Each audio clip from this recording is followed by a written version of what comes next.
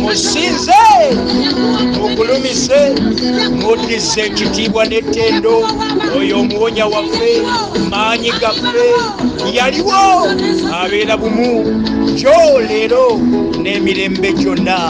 Muddize ekitiibwa n'ettendo mwanirize mu bulamu bwo, mwanirize mu nsonga yo, mwanirize mu makaago, mu baana bo, mu bibyo byonna, mu mirimu gyo yaniriza Yesu. Muwa amatendo.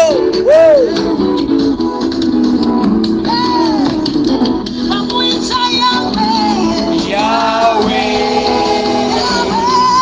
Yahweh,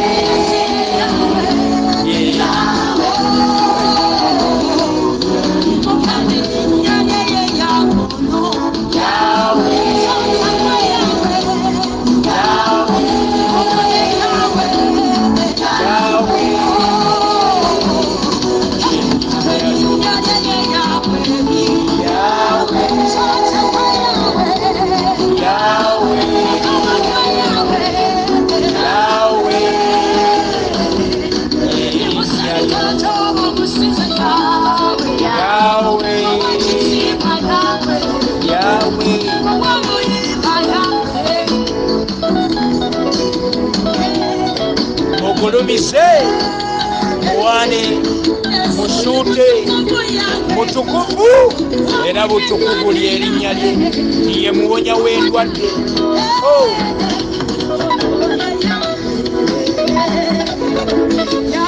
Mugulumise oyo muwonya.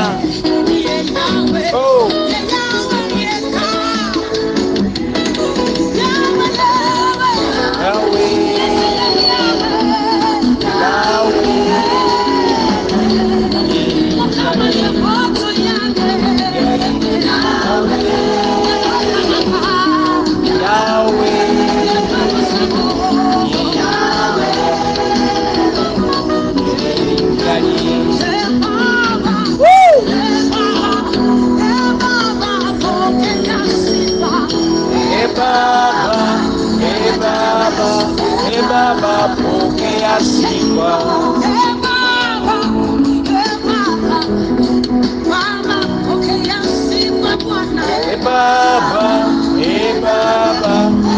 Baba, pokea sifa.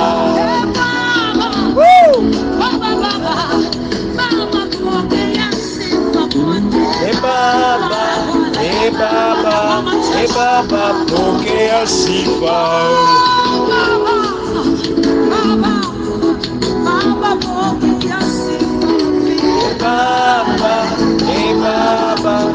Baba, pokea sifa. Pokea sifa. Pokea sifa. Pokea sifa. Pokea sifa. Pokea sifa. Pokea sifa. Hallelujah. Amen. I said hallelujah.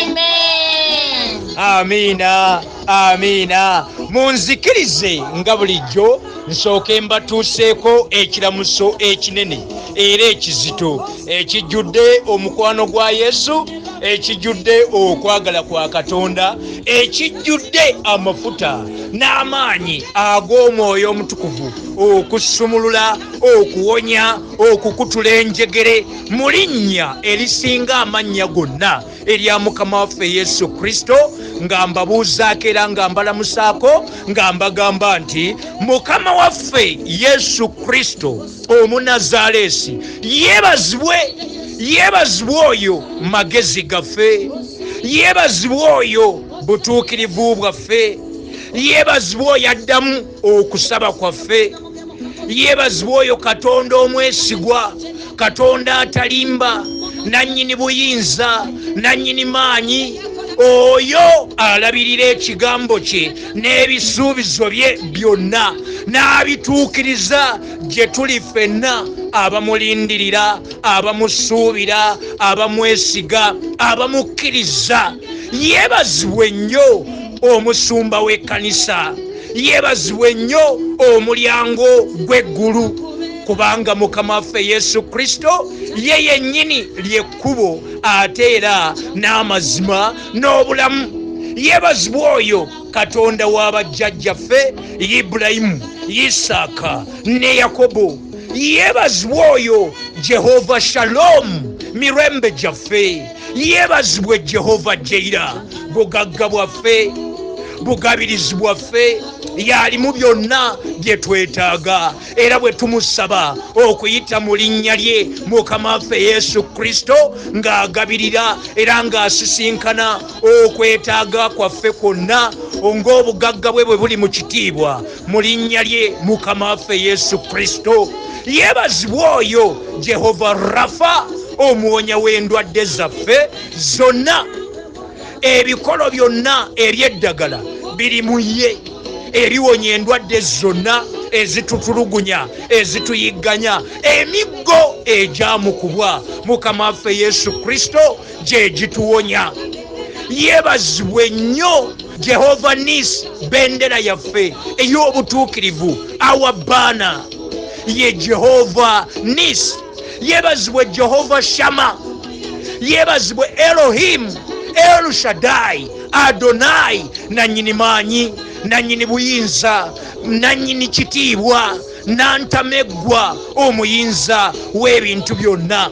Yeebazibwe oyo Katonda alokola abaana be n'abajja mu bulumi, n'abajja mu ndwadde, n'abajja mu kunyigirizibwa, n'abajja mu bulumi obwa buli ngeri. Ye Katonda waffe. Naawe gy'oli yonna eyo amaanyi n'amafuta ag'Omwoyo Omutukuvu gakugwako yonna gy'oli eyo. Engalo ya Katonda ekusisinkana okukusumulula era okukuwonya mu linnya lya Mukama waffe Yesu Kristo. Yeebazibwe oyo ateeka oluguudo wakati mu nnyanja, n'ateekawo olukalu, amazzi n'agafuula ebisenge. Bw'abanga yakola ekyo, naawe embeera yagenda kugikyusa, agenda kukyusa ebyafaayo byaffe. Ye mukyusa bulamu, kabaka w'abakabaka, kabaka w'abaami, oyo Katonda waffe, empologoma ya Yuda, oyo Katonda waffe, Abba, our Father, ndi ye kitaffe, God Almighty. Yatuyamba, yatusaasira, tulina kubeera awo waali, tulina okumwagala, tumugulumize, tumusuute, tumuddize ekitiibwa n'ettendo. Tewali kirala kyonna kye tusobola okukola okuggyako okumusuuta, okumugulumiza, okumuwaana. Tewali amwenkana, tewali amuvuganya, tewali alinga ye. Ajjudde okusaasira, ekitiibwa kikye, amatendo gage, obuyinza bubwe. Tewali amwenkana, tewali amuvuganya. Ekitiibwa n'ettendo tubiddiza ye yekka. Hallelujah. Amen. I said hallelujah. Amen. Amina, amina. ekitiibwa n'ettendo byonna bya Katonda waffe ye nannyini buyinza. Tewali amwenkana, tewali amuvuganya, tewali alinga ye, kubanga asaanidde ali waggulu wa buli mbeera. Byonna bye tuyitamu Katonda waffe ali waggulu waabyo. Ye nannyini buyinza, nannyini matendo, nannyini bitonde byonna. Ye yatutonda. Kale tugende butereevu mu kigambo kya Katonda. Bikkula wamu nange Bayibuli yo, tugabaneyo ennyiriri, tubeeko ebyawandiikibwa bye tugabana nga Katonda waffe ayogerako naffe okuyita mu kigambo kye. Ekigambo kya Katonda kino Bayibuli ly'eddoboozi lya Katonda nga lyogera mu bulamu bwaffe, nga lituluŋŋamya, nga litulagirira aw'okuyitira bye tuteekeddwa okukola mu linnya lya Mukama waffe Yesu Kristo. Kale bikkula wamu nange Bayibuli yo, tugende mu kitabo kya Timoseewo ekyokubiri essuula ya 3, tugabana okuva ku lunyiriri olw'e12 okutuukira ddala ku lunyiriri olw'e17. The book of 2 Timothy chapter 3 verses 12 to 17. Awo oba obikkula we tugabana olwaleero, we tutandikidde mu kitabo kya Timoseewo ekyokubiri essuula ya 3 okuva ku lunyiriri olw'e12 okutuukira ddala ku lunyiriri olw'e17. Nze nno mmaze okubikkula Bayibuli yange eno ey'obwakabaka bwa Buganda. Ntegeeza Bayibuli yange eno eyawandiikibwa ate era nevvuunulibwa mu lulimi olukulu era nga lwe lwogerebwa mu bwakabaka bwa Buganda, olulimi Oluganda. Bayibuli yange ey'Oluganda egamba bw'eti mu kitabo kino ekya Timoseewo ekyokubiri essuula ey'okusatu okuva ku lunyiriri olw'e12 okutuukira ddala ku lunyiriri olw'e17. Naye era bonna abaagala mu Kristo Yesu okukwatanga empisa ez'okutya Katonda banaayigganyizibwanga. Okiwulidde? Nti naye era bonna abaagala mu Kristo Yesu okukwatanga empisa ez'okutya Katonda banaayigganyizibwanga. Naye abantu ababi n'abeetulinkirira balyeyongera okuyitiriranga mu bubi, nga balimba era nga balimbibwa. Naye ggwe beeranga mu ebyo bye wayiga n'otegeerera ddala, ng'omanyi abaakuyigiriza bwe bali, era ng'okuva mu buto wamanyanga ebyawandiikibwa ebitukuvu ebiyinza okukugeziwaza okuyingira mu bulokovu olw'okukkiriza okuli mu Kristo Yesu. Buli kyawandiikibwa kirina okuluŋŋamya kwa Katonda era kigasa olw'okuyigirizanga, olw'okunenyanga, olw'okutereezanga, olw'okubuulira okuli mu butuukirivu, omuntu wa Katonda alemenga okubulwa kyonna kyonna ng'alina ddala byonna olwa buli mulimu omulungi.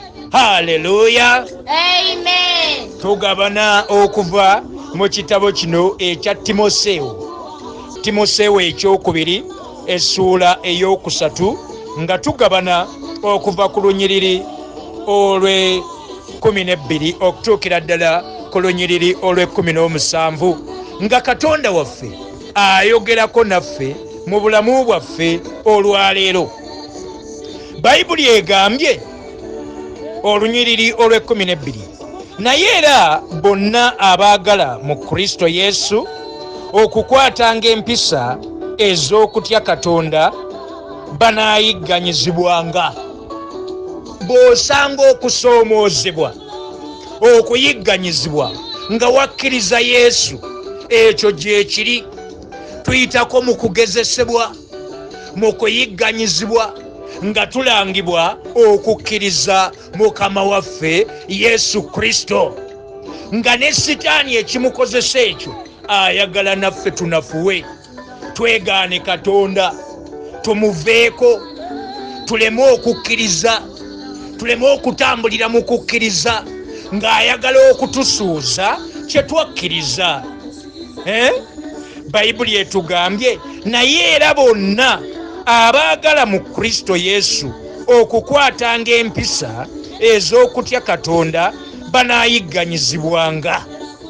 Wabeerawo ebituyigganya, bituyigganyiza awaka, bitulumbira awaka, bitulumbira mu bantu betwazaalibwa nabo, betukuze nabo, betukolera, betukola nabo, betusoma nabo, eyo gye tutambulira, gye tukolera ne gye tuweerereza. Ebituyigganya gye biri. Abayigganya ekkanisa tebalokokanga, bakyaliwo okuva ku mulembe ensi eno lwe yatondebwa.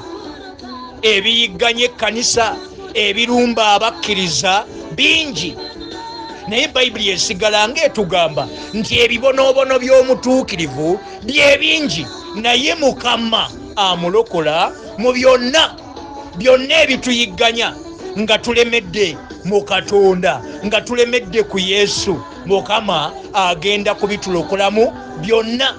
Oba bivumo, oba kutulugunyizibwa, oba kuyigganyizibwa, oba bulumi, oba tuyita mu muliro, oba njala, oba kuyita bwereere, byonna agenda kubitulokolamu. Tusigale nga tumusuubira, nga tumulindirira, nga tumwesiga. Yagenda okutubanjiza betubanja. Abo abatutulugunya, abatayagala kutusasula, tubaloopa wa Mukama. Ababba ebyaffe, abakumpanya ebyaffe, aboonoona ebyaffe, yabatukolerako. Wulira nti naye era bonna abaagala mu Kristo Yesu okukwatanga empisa ez'okutya Katonda banaayigganyizibwanga. Naye abantu ababi n'abeetulinkirira baneeyongeranga okuyitiriranga mu bubi, nga balimba era nga balimbibwa. Ababi balimba ate nabo ne balimbibwa. Omuntu omubi, Bayibuli eyogera nti obubi ng'ensi gye tulimu ejjudde obuseegu, ejjudde ekibi, abantu baseegu, abantu bawemu, abantu tebakyayina nsonyi, abantu bakola byonna. Obubi bugenda kweyongera, naye ggwe omuntu wa Katonda, ekibi bwe kyeyongera naffe kitukakatako kweyongera kunywerera mu butuukirivu. Twongere okutambulira mu butuukirivu, okukola obutuukirivu nga twesiga Mukama, nga tuluŋŋamizibwa Omwoyo wa Katonda, Omwoyo omutukuvu. Wulira olunyiriri olw'13 lutugambye naye abantu ababi Katonda waffe akimanyi nti ababi weebali, abatuyigganya, aboonoona ebyaffe, abatukwatirwa obujja, abaagala tufe, abatatwagaliza kubeera balamu, nga buli kyokola kibanyiiza. Abalogo weebali, abalogo, abasamize, abasawo ab'ekinnansi, abatemu, abali b'enguzi, ababbi bagenda kweyongera bweyongezi. Bayibuli bwetugambye nti naye abantu ababi n'abeetulinkirira balyeyongera okuyitirira mu bibi. Weebali, abamu bali mu bifo bya buvunaanyizibwa, bakulembeze, naye nga bajjudde obubi mu bo. Kalakita yaabwe ya Sitaani, ya Sitaani. Be bawagira amateeka ag'ebisiyaga okuyita abantu ababi, bawagira ebisiyaga, bali enguzi, befaako bokka tebafaayo tebalumirirwa nsi tebalumirirwa bantu befaako bokka bekusa bokka abantu abo bayibuli etugambye nti bagenda kweyongera okuyitirira mu bulimba ate nabo balimbibwe balimba ate ne balimbibwa abantu abo ababi nti naye abantu ababi n'abeetulinkirira balyeyongera okuyitiriranga mu bubi nga bakola ekibi nga balimba era nga balimbibwa. Kalife batugamba bayibuli egamba gwe nange mukazi gwe musajja gwe mwana gwe ow'obuwala mwana gwe ow'obulenzi gwali mu kifo kino naawe gwe Katonda gwatugasseeko enjegere zikutuka bwe tubeera mu maaso ga Katonda akutula enjegere z'obulimba ez'ekibi n'azikutula okuva ku bulamu bwaffe ffe n'atujja mu bulimba n'atulokola mu mukono gwa Sitaani. Wulira olw'14 Timoseewo ekyokubiri essula ey'okusatu olw'14 nti naye ggwe beeranga mu ebyo bye wayiga n'otegeerera ddala ng'omanyi abakuyigiriza gwe bali. Oyina by'oyize tuyina bye tuyigiriziddwa okuva mu kigambo kya Katonda ffe tunyweza amazima ag'ekigambo kya Katonda. Batugambye nti naye gwe bagamba gwe bagamba nze naye gwe nange bayibuli etugamba bweti nti naye gwe beeranga mu ebyo bye wayiga n'otegeerera ddala ng'omanyi abakuyigiriza gwe bali.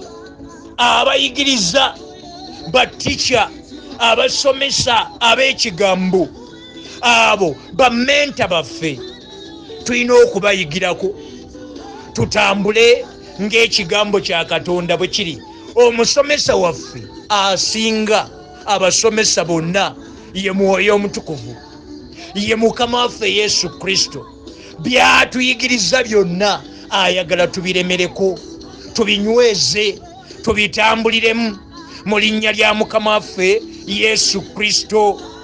Atuyigiriza ye Mwoyo Omutukuvu, ye Mukama waffe Yesu. Atugambye nti naye ggwe beeranga mu ebyo bye wayiga n'otegeerera ddala ng'omanyi abakuyigiriza gwe bali. Ye Katonda Kitaffe, Katonda Omwana, Katonda ffe Omwoyo Omutukuvu batuyigiriza bwe bali. Abasomesa baffe, abasumba, abatume, bannabbi, abasomesa ab'ekigambo, ababuulizi b'enjiri, abakadde b'ekkanisa, bonna nga batuyigiriza tutegeere tumanye ng'okuva mu buto wamanyanga ebyawandiikibwa ebitukuvu. Okuva mu buto bwaffe kati gwategedde enjiri obukulu tandikiraawo okole eby'ensonga ebyalagirwa era ebituufu. Naye mwe abakyali abato, abaana ab'obuwala n'ab'obulenzi, kati mukwate ekigambo kya Katonda mukitambuliremu. Kyekirimu ebyaffe byonna, kyekituwa obulamu, kyekitulagirira bwe tutambula, bwe tweyisa, bwe tuteekeddwa okukola. Wulira ng'okuva mu buto wamanyanga ebyawandiikibwa ebitukuvu ebiyinza okukugeziwaza. Ekigambo kya Katonda kigeziwaza, kigaba obulamu, kigaba obugagga, kigeziwaza. Ayagala amagezi weekwate Bayibuli ate totereka ntereke, gisome. Ayagala amagezi, ayagala okutegeera Bayibuli. Soma ebyawandiikibwa, noonya amazima, noonya amagezi, tuganoonye okuva mu Bayibuli. okuva mu byawandiikibwa nti ng'okuva mu buto wamanyanga ebyawandiikibwa ebitukuvu ebiyinza okukugeziwaza okuyingira mu bulokovu olw'okukkiriza okuli mu Kristo Yesu.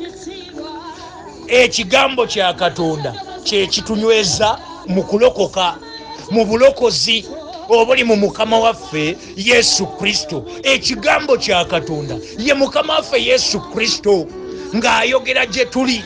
Kino kye kyayambazibwa ennyama. Katonda affe n'ajja gye tuli ate asigala ayogeranga bulijjo naffe n'obulamu bwaffe okuyita mu kigambo kye kino ly'eddoboozi lya Katonda. Amagezi, okutegeera, okumanya, okugeziwala kwonna kuva mu kigambo kya Katonda. Atuwa amagezi. Ekigambo kya Katonda kino kitugeziwaza ne bakusanga ng'oli mugezi lwa kusoma Bayibuli n'ogisabiramu n'ofumiitiriza ku byawandiikibwa ku nnyiriri nga bwe ziwandiikiddwamu. Wulira, gw'omwana omuto naawe omuntu omukulu, kati okuva mu buto wamanyanga ebyawandiikibwa ebitukuvu ebiyinza okukugeziwaza okuyingira mu bulokovu olw'okukkiriza okuli mu Kristo. Obulokozi buli mu Yesu.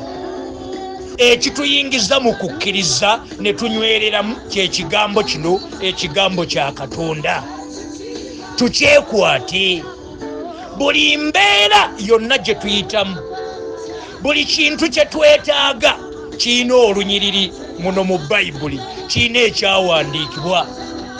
Mulimu gwaffe, kufuba kwaffe, kunoonya nnyo Katonda, kusoma nnyo ebyawandiikibwa, n'ozuula olunyiriri lwo, n'ozuula ekyawandiikibwa ekyogera eri embeera gy'oyitamu. Mukazi gwe, musajja gwe, mwana gwe ow'obuwala, mwana gwe ow'obulenzi, n'ozuula. Bw'ozuula olunyiriri olwo ekyawandiikibwa ekyo n'okisabiramu n'okirowoolezaamu, embeera egenda kuvaawo. Katonda waffe tumujjukiza kigambo kye mu linnya lya Mukama waffe Yesu Kristo. Haleluya! Amen. Buli mbeera yonna kitegeere, gwe omukulu naawe omuto, musajja gwe, mukazi gwe, mwana gwe ow'obuwala, mwana gwe ow'obulenzi, mukwano gwange, muganda wange, ky'oyitamu kyonna kinoonyeza olunyiriri, kinoonyeza ebyawandiikibwa. Ky'oyitamu, kye weetaaga okukwatako, okufuna, kirina ekyawandiikibwa.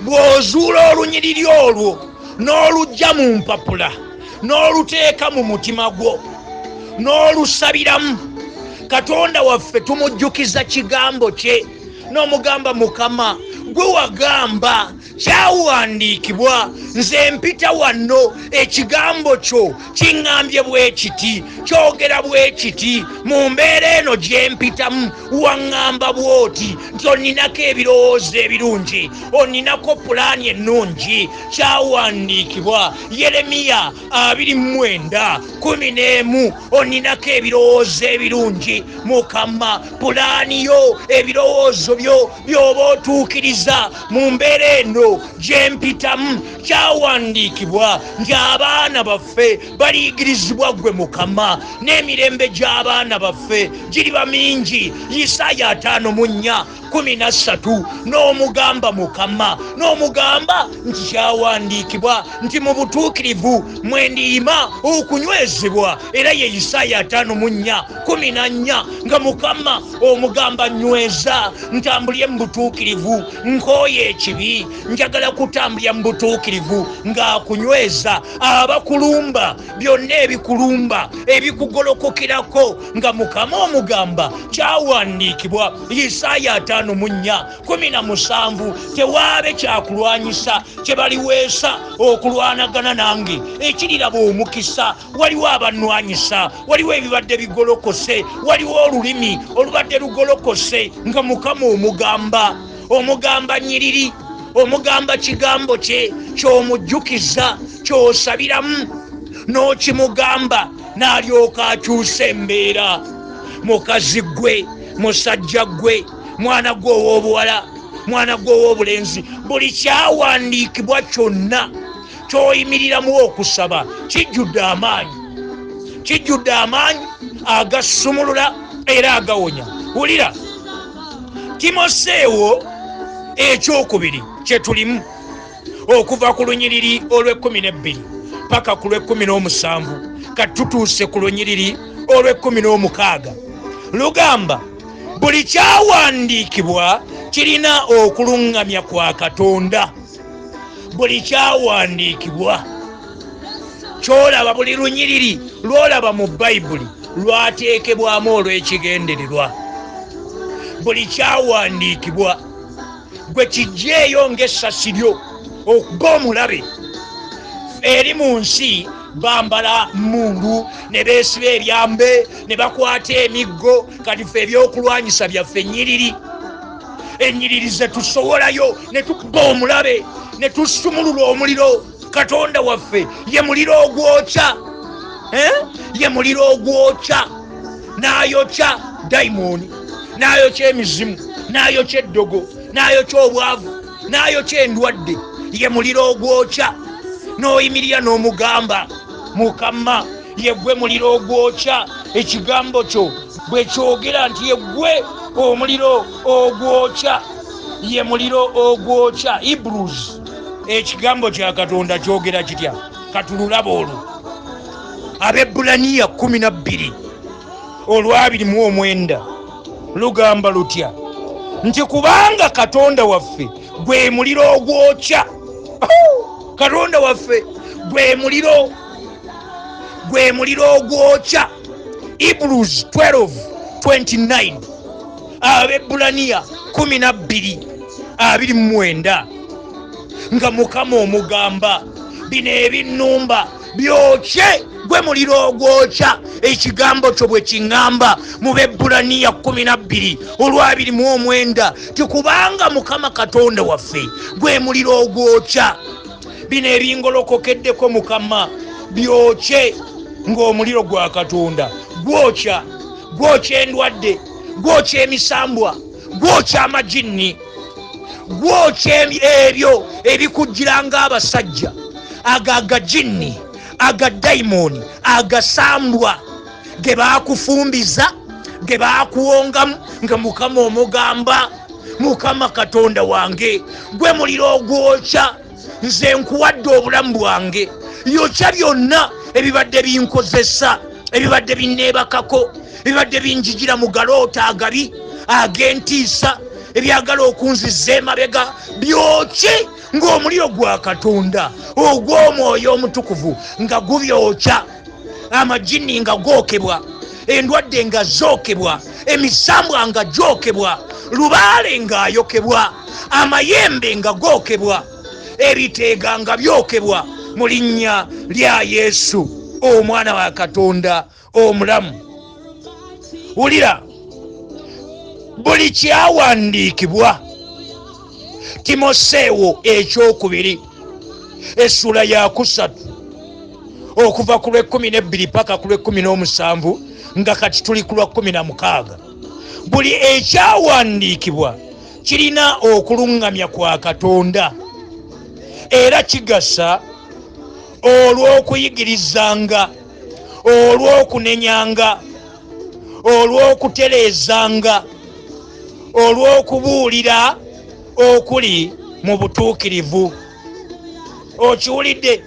Ebyawandiikibwa bino byonna, buli lunyiriri lw'osoma luba na bino. Buli kyawandiikibwa ky'osoma mu Bayibuli muno oyinza okulaba nga baawandiika ku muntu nga waliwo yawandiikibwako naye nga bamuwandiikako olw'okumunenya.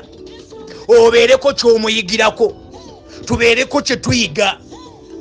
Ebyawandiikibwa bye tugabana, buli ekyawandiikibwa kirina okuluŋŋamya. Tuluŋŋamizibwe. Osoma olunyiriri nga lwo lwakukuluŋŋamya, kutambulira mu butuukirivu, kukola butukuvu, kugoberera mazima, kuleka kibi ove mu kibi. Buli ekyawandiikibwa kirina okuluŋŋamya kwa Katonda. Ekigambo kya Katonda buli kye tusoma kiriko okuluŋŋamya kwa Katonda. Era kigasa olw'okuyigirizanga tubaako kye tuyigirizibwa, kye tuyiga okuva mu byawandiikibwa. Era kigasa olw'okuyigirizanga, olw'okunenyanga. Osoma olunyiriri nga lukunenya, nga lukusaba gwe kwenenya. Wenenye ebibi. Ennyiriri zitugamba okwenenya. Twenenye, tuleke amakubo gaffe amabi amakyamu, tuleme okubanga bali ababi abeeyongera obweyongezi okukola obubi. Ne balimba ate nabo ne balimbibwa. Omuntu alimba ate naye ne yeerimba. Omulimba alimba ate naye yennyini ne yeerimba ate naye ne bamulimba. So fe tuleke ekibi. Ekyawandiikibwa ng'ekyo kikugamba gwe va mu bali bwe batugambye fe abaana ba Katonda tweyongere okunyweza amazima gano ag'ekigambo kya Katonda, tweyongere okuganoonya, tweyongere okugamanya. Wulira, fe Bayibuli etugambye nti buli ekyawandiikibwa kirina okuluŋŋamya kwa Katonda. Era kigasa olw'okuyigirizanga, olw'okunenyanga, olw'okutereezanga. Tusoma ennyiriri ezimu nga zakwetereeza. Twetereeze, twenenye, tuluŋŋamizibwe okutambulira mu kkubo eggolokofu ery'obutuukirivu. Tubale embala ya Mukama waffe Yesu Kristo, tumufaanane, tubeere nga ye. Era kigasa olw'okuyigirizanga. Ekigambo kya Katonda kino kye kituyigiriza empisa, engeri y'okweyisaamu, olw'okuyigirizanga, olw'okunenyanga, olw'okutereezanga, olw'okubuulira okuli mu butuukirivu. Omuntu wa Katonda ye ggwe. Gw'oli waani? Ndi wa Katonda. Oli waani? Ndi wa Katonda. Omuntu wa Katonda kati kitegeeza bw'otoba wa Katonda obeera waani? Wa sitaani. Obeera waani? Wa sitaani. Atali wa Katonda, wa sitaani. Wa sitaani ye mubbi, ye mwenzi, ye mulimba, ye musiyazi, ye malaaya, ye yeetunda, yagula bamalaaya, ye yeetunda mu bwamalaaya, mu bwenzi. Kati gwe omuntu wa Katonda, nze gwe nange tubeerere ddala abantu ba Katonda. Omuntu wa Katonda gy'oli eyo by'okola ddala ddala biweesa Katonda waffe ekitiibwa, bikufaananya omuntu wa Katonda ng'oli mu kizikiza era ng'oli mu musana, ng'oli wekka obanga waliwo abantu. Ddala ddala by'okola, bye tukola bitufuula abantu ba Katonda. Twekebere enneeyisa gye tweyisaamu, entambula gye tutambulamu, ennyambala gye twambalamu, enjogera gye twogeramu, yonna weekebere, twekebere. Bwe twekebera nga tubadde tulina ebibulako, ekyawandiikibwa kirugambye nti ebyawandiikibwa bino bye tugabana ebimu bitulagira kwetereeza, bituluŋŋamya, bituyigiriza, bituleetera okwenenya, okuleka ebikolwa byonna ebitali bya butuukirivu. olw'okubuulira okuli mu butuukirivu omuntu wa Katonda alemenga okubulwa kyonna kyonna. Kitegeeza nti bw'olabanga wakyaliwo bye tubulako twongere okwetereeza. Tetuteekeddwa kubulwa kintu kyonna kyonna. Tutereeze enkolagana yaffe wakati waffe ne Katonda waffe, tumwagale, tumuwe obulamu bwaffe bwonna. Mwannyinazze, musajja gwe, mwana gwe ow'obuwala, gulawo oluggi lw'omutima gwo, omuganye Yesu ayingire. Muwe obulamu bwo, muwe omutima gwo, muwe emmeeme eyo, muwe omwoyo gwo, muwe omwoyo gwo. Agenda kutuluŋŋamya bw'abanga yatukulembedde ng'atukutte ku mukono, agenda kutuwa byonna bye tumusaba, fe abaana be, fe abantu be. Ate atuwe n'ebisinga ku bye tusaba kubanga akisobola. Ayinza nnyo okukola okusingira ddala nga ffe bwe tusaba, bwe tulowooza, bwe tusuubira. Kisuubizo kyaffe kya mwaka nga Katonda waffe agenda kutuwa okusinga ku bye tusaba, okusinga ku bye tusuubira. Atuwe ne bye tutasabye kubanga wulira olw'17 lugambye omuntu wa Katonda ono Katonda gw'agenda okuwa okusinga ku ebyo by'asaba. Agenda kuddamu essaala yaffe fe abantu be, addamu essaala yaffe ate atuteeke mu abundance, atuteeke mu bintu. Oyina by'oyagala, oyina ebikubulako, kati sooka weekebere, oli ku sayidi yaani? Bw'obeera ng'oli muntu wa Katonda, gwe gwagenda okuwa byonna byonna by'oyagala, by'omusaba, ate akuwe ne by'otosabye n'ebisinga ku by'osaba, agenda kubituwa. Wulira, omuntu wa Katonda alemenga okubulwa kyonna kyonna, ng'alina ddala byonna olwa buli mulimu omulungi. Katonda waffe ekigenda omutuweesa byonna bye twetaaga, ayagala tusukkirire mu bikolwa byonna ebirungi, tubikozese ebimuweesa ekitiibwa, ebigulumiza erinnya lye, okuyamba abalala. Agenda gaziya ensalo zaffe, atujja awafunda, atujja mu mizigo, atuwa promotion, atukulaakulanya, atugaziya, atwambaza okuganja, atwambaza omukisa mu linnya lya Mukama waffe Yesu Kristo. Hallelujah. Amen. I said hallelujah. Amen. Amina. Amina. Amina. Tumwesige, tumugulumize, tumutendereze, tumwagale, twejjemu ebikolwa byonna ebya Sitaani, emize gya Sitaani, ebikolwa byonna eby'omubiri tubisuule.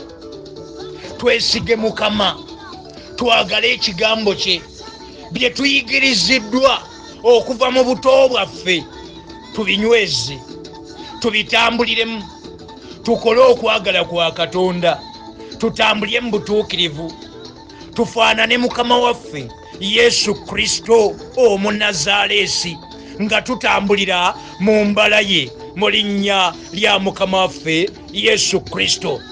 Nzikiriza nga gy'oli eyo oyina naawe ky'oyize era ky'otegedde nga kati omaliridde okusalawo sayidi ki gy'obeerako. Nze n'ennyumba yange tunaasinzanga Mukama, tunaaweerezanga Mukama mu linnya lya Yesu. Tuli bantu ba Katonda, tetuli ba Sitaani. Nze ne baweereza bannange n'ennyumba yange tugenda kuweereza Mukama. Gwe tugenda okulemerako bwe tunaava ku Mukama ate tunadda waani? Y'alimu byonna bye twetaaga, ye ddagala lyaffe, ye bugagga bwaffe, ye bulamu, ye mugaati ogw'obulamu, ate era ye mugabi w'obulamu. Yatusanyusa, yatereeza ekkubo lye tuyitiramu, n'ajjulula ensozi n'aziggyawo, najjawo enkulukuku, najjawo ebiswa, agatittiriri gonna, emisanvu gye batuteekerawo yagijjawo, ngatta enkwe z'abagerengetanya, ababi n'atabaganya kutuukiriza nkwe zaabwe eri obulamu bwaffe.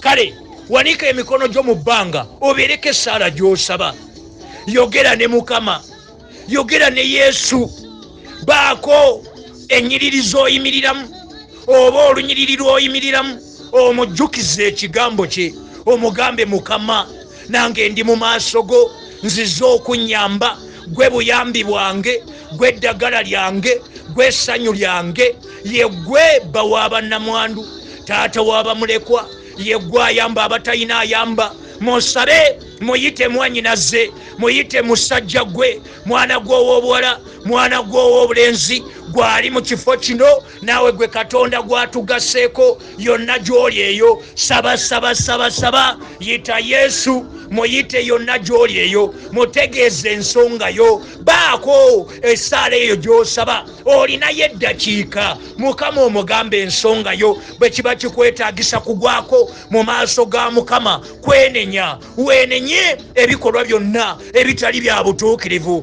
kaabirira Mukama, naaba mu musaayi gwa Yesu, ebibi byo byonna, otambule ne Mukama, ye muyambi waffe, obuyambi bwaffe buva gy'ali, ffe tuwanise emikono gyaffe mu bbanga wano okusaba essaala eri Mukama waffe gye yatuyigiriza okusabanga bulijjo. Essaala eyo etegeeza kinene nnyo eri okukkiriza kwaffe, esamalayizinga byonna bye tukkiriza mu kukkiriza kwaffe, etegeeza ti Katonda waffe ye nannyini buyinza, obwakabaka bwe bwe bufuga eggulu n'ensi, ye yatonda eggulu n'ensi, erinnya lye lyatukuzibwa era lyatuweebwa okusabirangamu byonna bye twetaaga. Kati nno gy'oli yonna yaniriza obwakabaka bwa Katonda, sabira mu linnya lya Yesu. Essaala eyo etegeeza ti Katonda waffe ye mulokozi waffe, yatulokola okuva mu kibi, yatusonyiwa ebibi byaffe, ye mugabirizi waffe, ye bukuumi bwaffe. Essaala eyo etegeeza kusonyiwa, etegeeza kwenenya. Kakati sabasaba ng'osabira mu ssaala eyo, ng'osaba yonna gy'oli eyo. Ffe wano tuwanise emikono gyaffe mu bbanga okulangirira n'okusaba essaala eyo nga tugamba nti Kitaffe ali mu ggulu, erinnya lyo litukuzibwe, obwakabaka bwo bujje, by'oyagala ffe tubikole wano mu nsi nga bwe bikolebwa eyo mu ggulu. Otuwe leero emmere yaffe eya leero, otusonyiwe ebibi byaffe nga naffe bwe kitukakatako okusonyiwa bonna abatusobya, abatunyiiza, abatumenya omutima, abatulyamu olukwe, abaleeta ebinyiizo gye tuli Mukama, abakola ebyesittaza byonna. Olwaleero tuli mu maaso go Mukama nga tukusaba otwambaze ekisa kyo n'amaanyi go ag'omwoyo w'omutukuvu, nga twatula n'akamwa kaffe nti tubasonyiye bonna abatunyiiza, abatusobya, betubanja mu linnya lya Yesu, bonna tubasonyiwa mu linnya lyo Kitange Kabaka w'abakabaka. Saasira ayi Katonda waffe, abantu abo bonna tubasonyiye olw'ekisa kyo. Tutaase Mukama, tulokole eri omubi Sitaani n'ebikolwa bye byonna. Totuganya kuwangulibwa bikemo, ebikemo bya Sitaani byonna byaleeta gye tuli. Tuteekerewo obuddukiro ng'ekigambo kyo bwe kyogera eri mu Bakolinsi ekisooka essula ya 10 olw'13. Tuteekerewo obuddukiro Mukama, otutaase tudduke ekibi mu linnya ly'Omukama wange Yesu Kristo, kubanga ye ggwe omulokozi waffe. Tuteekerewo obuddukiro mu linnya ly'Omukama wange Yesu, tulokole eri omugwagwa Sitaani, eri omubi Sitaani. Tomuganya Mukama kutuwangula, tuleme okuwangulirwa enkweze, emitego gye gyonna gy'abadde aleese gye tuli, obulimba bwe, obusaale obukolebwe obw'omuliro obw'obutakkiriza bwatukasukamu obwo bwonna ffe tubwekutulako era tubusazaamu twenenya ebikolwa byaffe byonna ebitali bya butuukirivu mu maaso go Mukama. Saasira era sonyiwa mu linnya ly'Omukama wange Yesu, kubanga obwakabaka n'obuyinza n'ekitiibwa bibyo, kubanga yeggwe maanyi gaffe gwatakyuka atatulekangawo, yeggwe Katonda omwesigwa atulabirira mu mbeera yonna gye tuyitamu. N'olwaleero tukuyita Mukama, tukuyita tusaasire ebitunyiga ebitulumya byonna ebitukaabya, tuzze gy'oli Mukama. Gwatusangula amaziga ng'ekigambo kyo bwe kyogera eri mu Zabbuli eya 5:6 olunyiriri olw'omunaana nti osangula amaziga gaffe, obala ebigere byaffe, okutambulatambula kwaffe, amaziga gaffe n'ogateeka mu kasumbiko, mu kasuwako gawandiikibwa mu kitabo kyo. Katonda waffe, tuzze gy'oli otusangula amaziga, otuggyeko obuyinike, ennaku n'obulumi byonna bitwale. Twala obwavu, twala amabanja, twala ebikoligo, twala ebipali Mukama, ebisiraani tunaazeeko ebitositosi byonna sitaani byabadde yatusiiga, emizeege, obuwonge bwonna bwe tubadde twawongebwamu. Eddogo tulyekutulako nga tusumula omuliro gwo ku ddogo, eddogo lye bakolera gye tusula, gye tukolera ku bibanja byaffe, ku mirimu gyaffe, mu ntebe ze tutuulamu. Mukama, tusumuludde omuliro gw'Omwoyo Omutukuvu, yeggwe omuliro ogwokya. Bebulaniya 12:29 yokya Mukama, yokya ebisiraani, yokya eddogo, yokya amayembe, yokya obwavu, yokya amabanja. Tusumulule okuva mu mize, tusumulule Mukama okuva mu bwenzi, okuva mu bisiyaga. Mukama, sumulula, taasa abaana bo, taasa abantu bo, tutaase Mukama, twalize ekisa kyo, kubanga yeggwe maanyi gaffe. Twala byonna ebibadde bitunafuya, bitwale Mukama, bitwale Katonda waffe, weerage nti yeggwe butuukirivu bwaffe, yeggwe maanyi gaffe. Lweyanjule gye tuli Mukama, mu bubonero n'ebyamagero, engalo yeesumulula era ewonya, yeegatte wamu naffe Mukama okutandikira wano we tuli Mukama. Weerage nti yeggwe Katonda atuyamba, yamba abaana baffe, tutemere ekkubo we litabadde Mukama, ekkubo we litabadde uliteekewo Mukama, ogabirire mu kusoma kw'abaana baffe, bawe amagezi. Mpita omwoyo w'amagezi gwe watugamba eri mu Yakobo 1:5 nti omuntu yenna aweebuuka mu magezi asabe Katonda atamma aligamuweera bwerere. Ffenna abali mu maaso go Mukama, amagezi tugeetaaga, abaana baffe beetaaga amagezi, tugasabye naffe Mukama. Tusabye omwoyo w'amagezi, omwoyo w'okutegeera, omwoyo w'okumanya amaamira obulamu bwaffe. Gaziya ensalo zaffe, ayi Katonda waffe, otuweere ddala omukisa. Tuwe omukisa Mukama, ate otufuula omukisa. Gaziya ensalo zaffe, otwaze Mukama, otuteeke mu bintu. Tuwe obugagga, tusabye obuyinza, amaanyi agakola obugagga. Omukisa gwo tuguyise, tugwerangirirako Mukama, otuteeke mu bintu nga ffe tetubulwa kintu kyonna ekirungi. Naffe tweyongere okusukkirira mu bikolwa byonna ebirungi nga tukola bulungi. Tusabye obugagga, tusabye ebintu Mukama, tusabye ekitiibwa kyo kike kimaamire obulamu bwaffe Mukama. Otukolere erinnya mu linnya lyo Mukama, tubeere ne tutumu. Tusabye okututumuka, okuyitimuka, okumanyibwa amawanga. Twanjula eri ensi mu linnya lya Yesu. Tufukeeko amafuta n'amaanyi ag'Omwoyo Omutukuvu Mukama. Tuwangulire abalabe baffe ne byonna ebibadde bitujjiranga abalabi, tubiteeka wansi w'ebigere byaffe, tubiwangula mu linnya lyo. Gwe bw'obeera ku luuyi lwaffe, ate omulabe waffe y'ani? Abaluumi 8:31 yeggwe Katonda ali ku luuyi lwaffe. Tuwangulire abalabe baffe Mukama, tumanyise eri ensi Mukama, tuwangaaze Mukama. Tulagira okufa kugira kweyongerayo wala Mukama, ffe tukyayagala tukuweereza otwongere obulamu otwongere emyaka mu linnya lya Yesu tukuweereze mu maanyi ne mafuta ag'omwoyo omutukuvu ng'olabisibwa mu bubonero n'ebyamagero mu mirimu gyaffe mu projects zaffe mu maka gaffe ng'olabisibwa mu baana baffe mu bufumbo bwaffe mu linnya lya Yesu. Weebale Mukama, weebale Katonda waffe, weebale mutukuvu wa Isirayiri, mwebaze mwannyinaze, mwebaze musajja gwe, mwebaze essaala eyo gy'osabye, kyonna ky'osabye kyebalize Mukama. Ekitiibwa n'ettendo tubikuddiza nga tuyita mu linnya ly'omwana wo omu yekka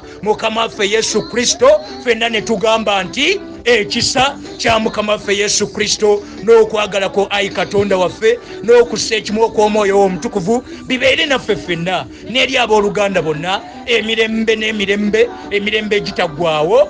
Amiina. Mazima ddala obulungi bwo n'ekisa kyo, amagezi go, okumanya kwo, okuganja kwo, omukisa gwo, omwoyo wo omutukuvu, engalo y'esumula era ewonya, omukono gwo, amaanyi go, obukuumi bwo, bamalayika bo, ebyamagero byo byonna tebiremenga kugenda wamu naffe ennaku zonna ez'obulamu bwaffe. Naffe tunaatulanga mu nnyumba yo ayi Katonda waffe okukusinza, okukugulumiza nga tukuddiza ekitiibwa n'ettendo okutuusa ku nnaku ennyingi. Ekitiibwa kibeere gy'oli ayi Katonda kitaffe n'eri omwana wo omu yekka omu bw'ati Mukama waffe Yesu Kristo era omulokozi waffe, n'eri omwoyo wo omutukuvu nga bwe kyali olubereberye bwe kiri ne kaakano bwe kiribeera emirembe n'emirembe, emirembe gye gitaggwaawo okuyita mu Kristo Yesu. Ffenna ne tugamba nti